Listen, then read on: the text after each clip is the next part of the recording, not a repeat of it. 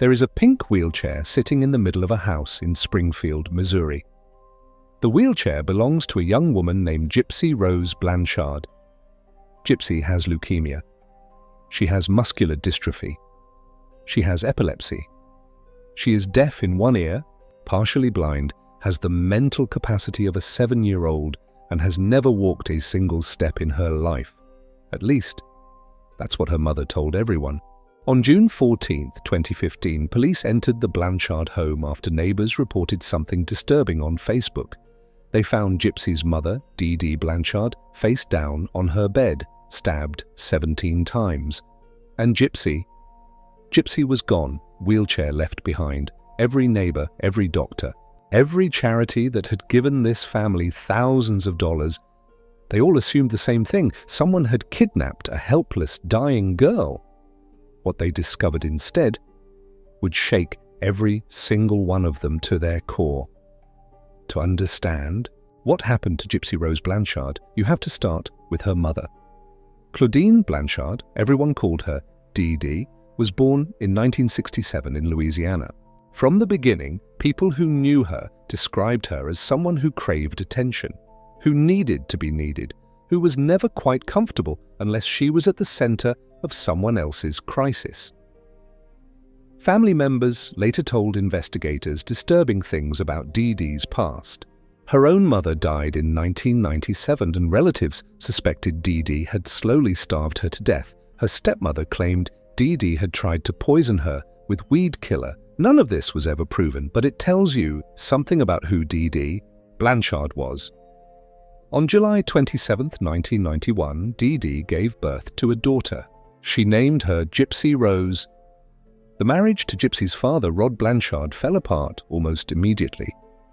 Rod later said he was 17 when they got together, not ready for any of it. He and Dee Dee separated shortly after Gypsy was born, and from that moment, Dee Dee had Gypsy entirely to herself. Gypsy was just a few months old when Dee Dee first told doctors something was wrong. She said the baby had stopped breathing at night. "Sleep apnea," she said. Doctors found nothing. But Dee Dee kept going back. Keep reporting new symptoms, new problems, new conditions.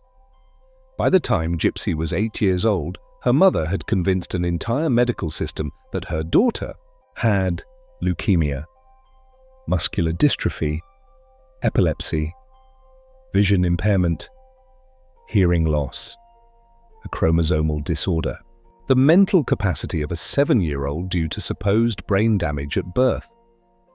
Gypsy, who was completely healthy, had been put in a wheelchair, given a feeding tube, forced to take handfuls of medications every day, had her head shaved to mimic chemotherapy, had her salivary glands surgically removed, had teeth pulled from her mouth that didn't need to come out.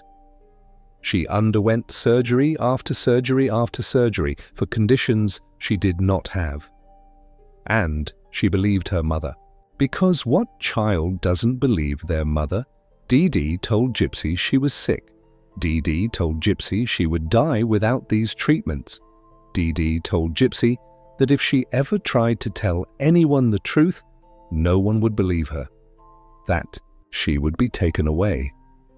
That something terrible would happen. So Gypsy stayed in that wheelchair, and Dee Dee, she played the role of devoted, selfless mother to a dying child. And the world watched, and the world believed, and the world gave. Dee Dee Blanchard was not just abusing her daughter, she was running a con, and she was very, very good at it. After Hurricane Katrina devastated Louisiana in 2005, Dee Dee used the chaos of the disaster to move. She and Gypsy relocated to Aurora, Missouri, and later to Springfield, with almost no paper trail following them. This was important because back in Louisiana, some people had started to ask questions. In Missouri, nobody knew them. Nobody knew their history. And what everyone saw was exactly what Dee Dee wanted them to see. A fragile, wheelchair-bound little girl with a shaved head and a feeding tube. And a mother who gave up everything to take care of her. In 2008, Habitat for Humanity built the Blanchards a brand new pink house, custom built with wheelchair ramps and accessibility features handed to them for free. The community donated furniture, groceries, gift cards, medical equipment. The Make-A-Wish Foundation granted Gypsy wishes: trips to Disney World to see Miranda Lambert in concert, to visit the set of her favorite shows. Dee accepted every dollar, every gift, every charity trip. She collected disability checks. She accepted donations at fundraisers. She stood at events and let people photograph her, hugging her sick daughter in a wheelchair, and she thanked them with tears in her eyes. It was all a lie. Doctors did begin to suspect. In 2007, a pediatric neurologist named Dr. Flasterstein examined Gypsy and found nothing wrong. He wrote a letter to her primary care doctor stating he believed Dee Dee suffered from Munchausen by proxy. In 2009, another doctor called authorities when he couldn't find any symptoms to support what Dee Dee was claiming. But Dee Dee did what she always did. She switched doctors. She moved to a new hospital, she started over, and nobody ever came to Gypsy's door. Meanwhile, Gypsy was growing up. She was not 7 years old mentally. She was intelligent, she was curious, she was desperate, and she had started to realize that something was very, very wrong. Dee Dee controlled everything in Gypsy's life: what she ate, what she wore, when she slept. She even told Gypsy she was younger than she actually was, lying about her birth year to keep her dependent. Gypsy had no phone of her own, no computer access, no friends she was allowed to keep. She didn't go to school past 2nd grade. She never left the house without her mother beside her. But Gypsy was smart, and desperate people find ways. She discovered that if she waited until Dee Dee fell asleep, she could use a secret phone she had hidden. And she went online, and on a Christian dating website. She met someone. His name was Nicholas Godijon. He was from Big Bend, Wisconsin. He was 23 years old. He had autism spectrum disorder and a history of sexual offenses. Gypsy told him the truth. All of it. Everything her mother had done to her. Think about what that means. For the first time in her life, Gypsy Rose Blanchard told someone the truth about who she was, and he believed her. They fell in love. Over messages, over months. A girl who had never been allowed to be a teenager, finally having something that felt like a real relationship. In March 2015, they arranged to meet in person for the first time. The plan was to introduce Nicholas to Dee Dee and hope she would approve. She did not approve. Dee Dee told Gypsy she was forbidden from seeing him. She destroyed Gypsy's phone. She cut off her access. But by then, it was too late, because Gypsy had already started thinking about something else. Something she had never let herself think about before. What if there was a way out? Gypsy Rose Blanchard had thought about running away. But Dee Dee had told her for years that she would be found, that no one would believe her, that she had no money, no ID, no birth certificate, all of which Dee Dee controlled. She had thought about going to the police, but who would believe a supposedly brain-damaged girl in a wheelchair over her devoted, tearful mother? And so, Gypsy began to think about something else. She told Nicholas what she wanted. She wanted her mother dead. She wanted to be free. Nicholas agreed. Gypsy shoplifted a knife from Walmart. She stole $4,000 from Dee Dee's room. She mailed money to Nicholas so he could buy a bus ticket to Missouri. She planned everything on Nika. The morning of June 14, 2015, the day before the murder, Gypsy and Dee Dee had gone to the hospital to have Gypsy's feeding tube replaced. They'd argued on the way home. Then that evening, they reconciled. They painted each other's nails. Dee Dee's last words to her daughter were, "I'm starting to feel more relaxed. Don't hurt me." She didn't know what was coming. She went to sleep. Gypsy texted Nicholas.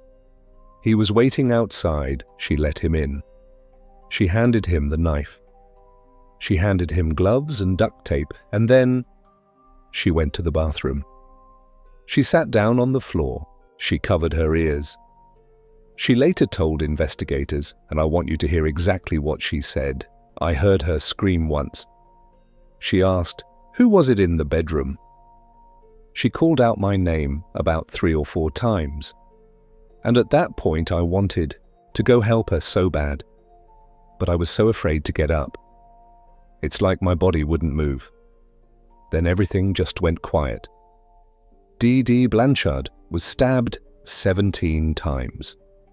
She was 48 years old. After the murder, Gypsy and Nicholas took the $4,000 and fled to Wisconsin by bus. They mailed the murder weapon back to Nicholas's address, and then Gypsy did something that changed everything. She logged into the Facebook account she shared with her mother, the one where Dee Dee had posted updates about Gypsy's health for years, and she wrote that B is dead. She later explained why. She said she couldn't stand the thought of her mother lying there alone for months. She wanted her found. She wanted her to have a proper burial. The post was seen immediately. Friends who knew Dee Dee and Gypsy were horrified. They called police. Officers arrived at the Blanchard home and entered. They found Dee Dee face down on her bed, stab wounds across her back. Gypsy was nowhere. Her 3 wheelchairs still in the house. We had never, ever seen Gypsy not in a wheelchair, a family friend told ABC News. The community assumed the worst, that Gypsy had been abducted, that whoever killed her mother had taken her. Vigil was held, but investigators traced the Facebook post. They found the IP address. It led them to Nicholas Godejohn's home in Big Bend, Wisconsin.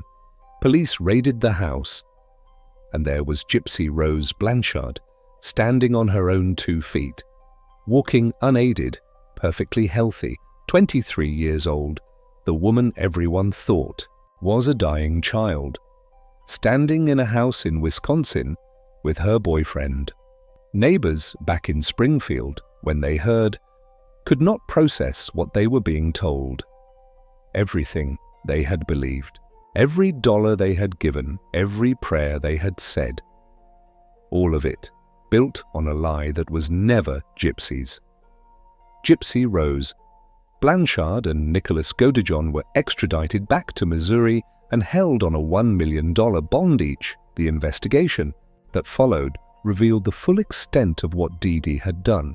Unnecessary surgeries, forced medications, years of psychological manipulation, a mother who had shaved her daughter's head, pulled her teeth, installed a feeding tube, and convinced an entire world and her own daughter that she was dying. In 2016, Gypsy Rose Blanchard accepted a plea deal. She pleaded guilty to second-degree murder. The prosecutor, who later said he could have pursued first-degree murder, which carries the death penalty in Missouri, chose not to because of what Gypsy had suffered. He called the circumstances extraordinary and unusual. Gypsy was sentenced to 10 years in prison. Nicholas Godejohn went to trial in 2018. His defense argued diminished capacity due to autism spectrum disorder. The jury did not agree. He was found guilty of first-degree murder and sentenced to life in prison without the possibility of parole. He will never leave prison. On December 28, 2023, Gypsy Rose Blanchard walked out of the Chillicothe Correctional Center in Missouri. She had served 8.5 years, 85% of her sentence. She was 32 years old, and for the first time in her life, she was free.